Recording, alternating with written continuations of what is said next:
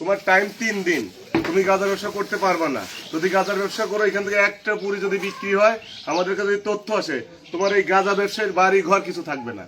যদি কোনো হেডামলা ব্যক্তি থাকে, সেজন্য এগুলো রক্ষা করে। ঠিক আছে, হিসাব ক্লিয়ার।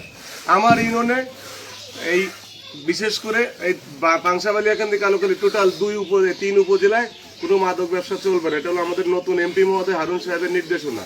তার ফার্স্ট ওয়ার্নিং আমরা সরাসরি এসে দিয়ে যাচ্ছি, সব জায়গায় যাচ্ছি। টাইম 3 দিন।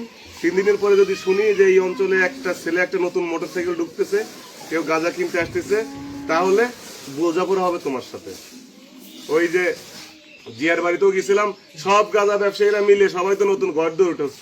তোমার মেয়ার তুমি গাঁজা খাও, তোমার বাচ্চার খাও, হ্যাঁ, তোমার যারা আত্মীয় স্বজন আছে তাদেরকে খাও। তুমি তোমার ভাই বেস্তি নিয়ে আগে খাও, তোমার ফ্যামিলি তুমি ধ্বংস করো।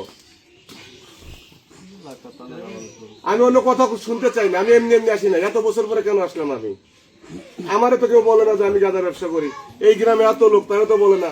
তোমার কথা বলে, জিয়ার কথা বলে, মোহনের কথা বলে, আরো কয়েকজনের কথা বলছে। এটা বলার কারণ কি? যদি তোমার আমার থেকে ক্ষমতা বেশি থাকে, তাহলে তুমি মাদক ব্যবসা করবা।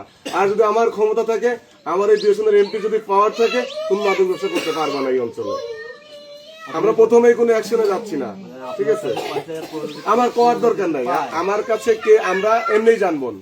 এইখানে যে মাদকের আখড়া, এখানে নতুন নতুন মোটরসাইকেল আসে, ঠিক আছে, যারা কিনতে আসে, যদি এইরকম আমরা আজকের পর থেকেও পাই, তাহলে 3 দিন পরে এসে তোমার কি হবে, পরে তুমি ইয়া করবা যায়, তোমার ছেলে মেয়ে কোথায় থাকবে এটা আমাদের জানার দরকার। কারণ তোমার জন্য যদি মানুষের ছেলে পেলে নষ্ট হয়, তোমার ছেলে মেয়ের দায়িত্ব আমরা কেউ নিব না।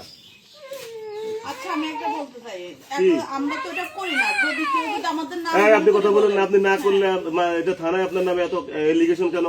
আপনি জানেন করেন না, মানে ফালতু কথা বলেন। এই গ্রামে এত লোক, আপনি কথা বলেন এখনো করেন ইনস্ট্যান্ট, আপনি কথা বলেন কেন? আপনার সাথে কথা বলতে আসছি, হ্যাঁ?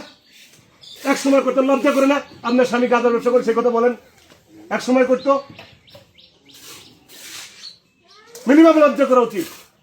আল্লাহ সুস্থ হাত পা দিয়েছে, কাজ করে খেতে পারে না? চেষ্টা বুঝি না। 3 দিনের পরে যদি এখানে এরকম কোন ইনফরমেশন আমাদের কাছে আসে, আপনার এই বাড়ি ঘর ভেঙে দিব, কারো বাপের ক্ষমতা থাকলে সেজন্য ঠেকায়।